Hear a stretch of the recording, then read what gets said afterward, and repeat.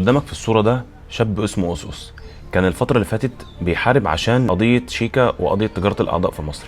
خلونا نعرف ايه حكاية أوسوس ده، لأن أكيد في ناس كتيرة جدا متعرفش مين أوسوس. أوسوس كان من الناس اللي كانت بتطلع في الفيديوهات تقول إن هي معاها أخبار ودلايل إن الناس دي بتتاجر في الأعضاء وليهم مواضيع كتيرة جدا شمال. المهم الأيام اللي فاتت دي نزل أخبار كتيرة جدا انتشرت على منصات التواصل الاجتماعي إن أوسوس اتوفى.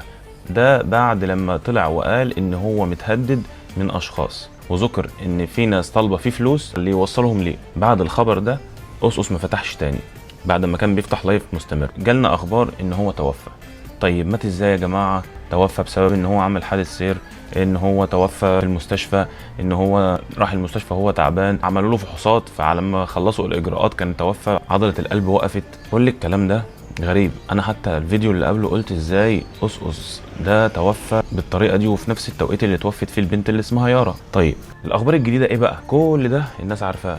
الجديد ان أوسوس عايش. والله أوسوس عايش. اول امبارح كان فاتح لايف مع اللي اسمه أليكس، اللي هو اصلا بيقول ان هو عنده اخبار كتيره جدا ومعلومات كتيره جدا، وأليكس ده اللي كان بيمد مروه بالاخبار. هو قال ان لا انا اصلا ما اديتلاش اي اخبار وما اعرفش اي حاجه والكلام ده مش موجود.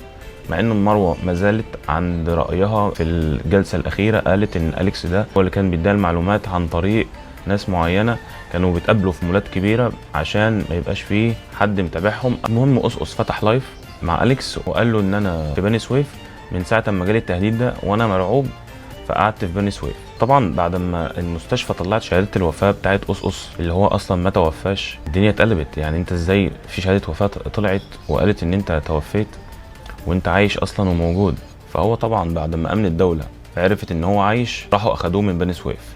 هو دلوقتي قاعد معزز مكرم، بس هو مدان. يعني هو تصرفاته كانت غلط، كان المفروض يبلغ الدوله من الاول. اصلا ما كانش يفضل يطلع ويشهر ويعمل فيديوهات ويقول انا معايا مستندات وانا.